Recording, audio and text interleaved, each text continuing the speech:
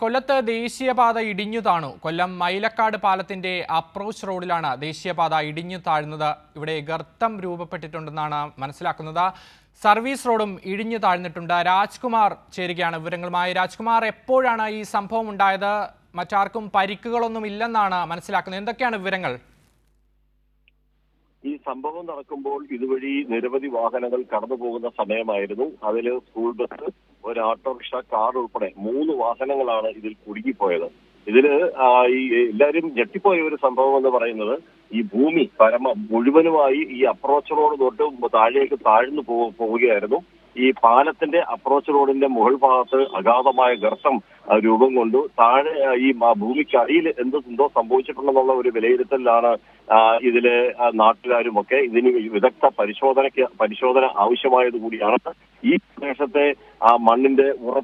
പ്രദേശത്തെ മണ്ണിന്റെ ഉറപ്പും ഘടനയും പരിശോധിക്കണമെന്നുള്ള ആവശ്യം ഇപ്പോൾ ശക്തമായിട്ടുണ്ട്. മുമ്പും ഈ ഭാഗത്ത് ഇതുപോലെയുള്ള സംഭവങ്ങൾ നടന്നു. നമ്മൾ തന്നെ അത് റിപ്പോർട്ട് ചെയ്തിട്ടുമുണ്ട്. ആയതുകൊണ്ട് തന്നെ ഇപ്പോൾ സംഭവിച്ചിരിക്കുന്നത്, ഇനി ചിലപ്പോൾ ഒരു 10-15 വർഷം കഴിഞ്ഞും ഇത് രൂക്ഷമായ ഒരു പ്രശ്നത്തിലേക്ക് പോകാനുള്ള ഒരു സാധ്യത തള്ളിക്കളയാനാകില്ല. അതുകൊണ്ട് തന്നെ നിലവിൽ ഇപ്പൊ ഈ സൂചിപ്പിച്ചതുപോലെ ഇതിൽ ആർക്കും തന്നെ പരിക്കുകളൊന്നും ഏറ്റിട്ടൊന്നുമില്ല. അതൊരു ഭാഗ്യമെന്ന് നമുക്ക് പറയാം. നിലവിൽ വാഹനങ്ങൾ മുഴുവനും കിലോമീറ്ററുകൾ കണക്കിന് കുടുങ്ങിക്കിടക്കുന്ന ഒരു സാഹചര്യം കൂടിയുണ്ട്. ഈ സർവീസ് റോഡിനെയാണ് ഇപ്പോൾ ദേശീയപാതയിലെ അങ്ങോട്ടേക്ക് തിരുവനന്തപുരത്തേക്ക് പോകാൻ ആശ്രയിക്കുന്ന വഴി. ആ വഴിയിലാണ് വാഹന കുരുക്ക് ഇപ്പോൾ രൂപപ്പെട്ടിരിക്കുന്നത്. ഇനി മിനിമം ഒരു 10 ദിവസമെങ്കിലും എടുക്കും ഇതിന്റെ ഏതെങ്കിലും തരത്തിൽ ആ റോഡ് നേരെയാക്കിയ പിന്നെ അതിനുള്ള മണ്ണുകൾ മൊത്തം അവിടെ നീക്കം ചെയ്യേണ്ടി വരും. വലിയ ഒരു നിർമ്മാണ പ്രവർത്തനത്തിന്റെ ഒരു ഇതാണ് ഇനി തുടരേണ്ടത്. രാജ്കുമാർ, അപ്പോൾ വലിയ ഗതാഗത തടസ്സം നേരിടുന്നതായി പറഞ്ഞിട്ടുണ്ട്. ഈ ഗതാഗതം പുനഃസ്ഥാപിക്കാനുള്ള, വാഹനങ്ങളുടെ നീക്കം സുഗമമാക്കാനുള്ള എന്തെങ്കിലും കാര്യങ്ങളൊക്കെ അവിടെ നടക്കുന്നുണ്ടോ? ഇപ്പോൾ NHAയുടെ ഉദ്യോഗസ്ഥർ സ്ഥലത്തുണ്ട്. അവരത് നോക്കുന്നുണ്ട്. നിർമ്മാണ കമ്പനിയിൽ മേൽനോട്ടം വഹിക്കുന്നവരും ആ സ്ഥലത്ത് എത്തിച്ചേർന്നിട്ടുണ്ട്. അവരും അത് നിരീക്ഷിക്കുകയാണ്. ഞാനതാ പറഞ്ഞത്, ഭൂമിക്കടിയിലാണ് മണ്ണ് താഴേക്ക് പോയിട്ടുള്ളത്. മുമ്പ് നമ്മുടെ ഇതിന്റെ ഒരു ചരിത്രം ഇത് പരിശോധിക്കുന്നത്, ചരിത്ര ഇതിലുള്ളവരൊക്കെ പറയുന്നതെന്ന് പറഞ്ഞാൽ, ഇവിടെ പണ്ടൊരു പുഴ ഉണ്ടായിരുന്ന സ്ഥലമാണ്. അതിപ്പോൾ ചെറിയൊരു തോടായി മാറിയിട്ടുണ്ട്. ഇതിന്റെ അടിയിൽ ഇപ്പൊ ഈ ഒരു ദേശീയപാത വർഷങ്ങളായി കടന്നു പോയിക്കൊണ്ടിരിക്കുന്ന ഈ ദേശീയപാതയുടെ അടിയിൽ വലിയ തോതിലുള്ള മണലിന്റെ നിക്ഷേപം പോലും ഉണ്ടെന്നും പറയുന്നുണ്ട്. എന്തായാലും ഇതൊക്കെ പിന്നീട് ആ ഒരു മണ്ണിന്റെ ഘടനയൊക്കെ പരിശോധിച്ചിട്ടാണോ ഇവിടെ ഈ നിർമ്മാണം മറ്റു കാര്യമൊക്കെ ദേശീയപാത ചെയ്യുന്നു എന്നൊക്കെയുള്ള ചോദ്യങ്ങളാണ് ഇപ്പോൾ ഉയരുന്നത്. കൊല്ലത്ത് തന്നെ പല സ്ഥലങ്ങളിലും ഇതുപോലെ അപകടങ്ങൾ സംഭവിച്ചു.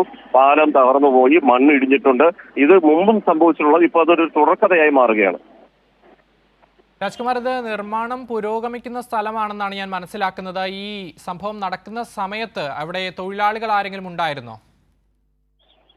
ഇല്ല, ഈ സമയത്ത് ഇത് തകർന്ന സ്ഥലത്ത് തൊഴിലാളികൾ ആരും തന്നെ ഇല്ലായിരുന്നു. പക്ഷെ വാഹനങ്ങൾ താഴെ കൂടെ കടന്നു പോകുന്നുണ്ടായിരുന്നു. അതൊരു ഭാഗ്യം കൊണ്ട് മാത്രമാണ് ഇതിന്റെ സൈഡ് വാൾ ഉൾപ്പെടെ ആ തകർന്നതിന്റെ പാർശ്വഭിത്തി അത് പല ബ്ലോക്കുകളായി കോൺക്രീറ്റ് ബ്ലോക്കുകൾ കൊണ്ട് നിർമ്മിച്ചിട്ടുള്ളതാണ്.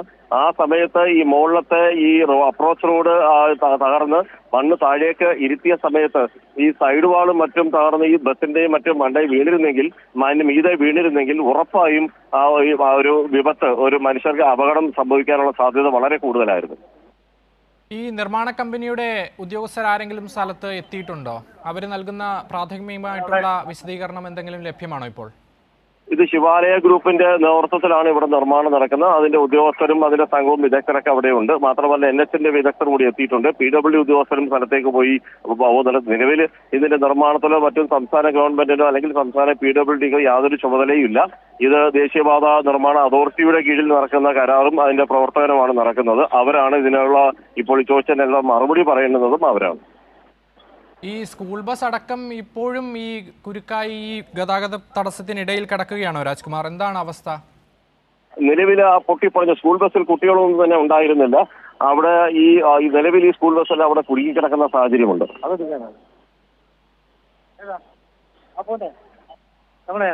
മഴ പോലുള്ള സാഹചര്യമൊന്നും ഉണ്ടായിരുന്നില്ലല്ലോ അല്ലേ രാജ്കുമാർ? ചോദ്യം കേട്ടില്ല. പ്രദേശത്ത് മഴ എന്തെങ്കിലും ഉണ്ടായിരുന്നോ? എന്താണ് നിലവിൽ മഴ കോളുണ്ടെങ്കിലും ഇതുവരെ മഴ പെയ്തിട്ടില്ല. മഴ കൂടി പെയ്തു കഴിഞ്ഞാൽ ഇനിയും പല സ്ഥലങ്ങളിലും ഇത് തകരാനുള്ള ഒരു സാധ്യത വളരെ കൂടുതലാണ്. അതുകൊണ്ട് തന്നെ ആ സ്ഥലത്ത് നിന്ന് കൂടുതൽ ആളുകളെയൊക്കെ ഒഴിവാക്കിയിട്ടുണ്ട്. അതുവഴി വാഹനങ്ങൾ കടന്നു പോകാൻ അനുവദിക്കുന്നില്ല. തൊട്ടടുത്ത വീടുകളും മറ്റും ഉണ്ടോയെന്ന് പോലീസും അവിടെ സ്ഥലത്ത് എത്തിച്ചേർന്നിട്ടുണ്ട്. ഇപ്പോൾ നിരീക്ഷണം ശക്തമാക്കിയിട്ടുണ്ട്. രാജ്കുമാർ, ഇപ്പോൾ ഈ സംഭവത്തിൽ മന്ത്രി PA മുഹമ്മദ് റിയാസ് അന്വേഷണത്തിന് ഉത്തരവിട്ടിട്ടുണ്ട്. അതോടൊപ്പം തന്നെ ദേശീയപാത അതോറിറ്റിയോട് വിശദീകരണം തേടിയിട്ടുണ്ടെന്നുമാണ് മനസ്സിലാക്കുന്നത്. ഇത് സംബന്ധിച്ച വിവരങ്ങൾ എന്തെങ്കിലും ലഭ്യമായിട്ടുണ്ടോ?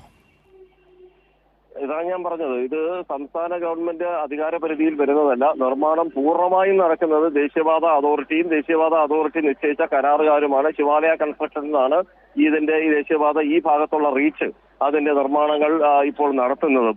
ഇപ്പോൾ അവരുടെ നേതൃത്വത്തിൽ ഈ നിർമ്മാണത്തിലാണ് ഇപ്പോൾ ഈ അപ്രതീക്ഷിതമായിട്ട് ഈ അപ്രോച്ച് റോഡ്, ഒരു വലിയ പാലത്തിന്റെ അപ്രോച്ച് റോഡ് എന്ന് പറയുന്നത് വലിയ ഹൈറ്റിലാണ് മണ്ണിട്ട് നികത്തിയതും ആ ഹൈറ്റിലേക്കുള്ള സ്ഥലത്താണ് അഗാധമായ ഗർത്തം രൂപം കൊണ്ട് ഭൂമിക്കടിയിലേക്ക് മണ്ണ് താഴ്ന്നു പോയി എന്ന് മാത്രമല്ല അതിന്റെ ഒരു കടുത്ത സമ്മർദ്ദത്തിൽ ഇതിന്റെ സൈഡ് റോഡ് സർവീസ് റോഡുകളും പൊളഞ്ഞു ഈ സാധാരണ നമ്മളൊക്കെ ഈ ചിത്രങ്ങളിലൊക്കെ വിദേശ രാജ്യങ്ങളിലെ ചിത്രങ്ങളിലൊക്കെ നമ്മൾ കാണാറുണ്ട്. ഭൂമി കുലുക്കത്തിൽ ഭൂകമ്പത്തിൽ കെട്ടിടങ്ങൾ തകർന്നും ഭൂമിയെല്ലാം പിളർന്നു മാറിയ നിലയിൽ ആ നിലയിലാണ് ഇപ്പോൾ നമ്മൾ ഈ ഭാഗത്ത് ഈ അപകടത്തെ നമുക്ക് കണ്ടാൽ നമുക്ക് തോന്നുന്നത്.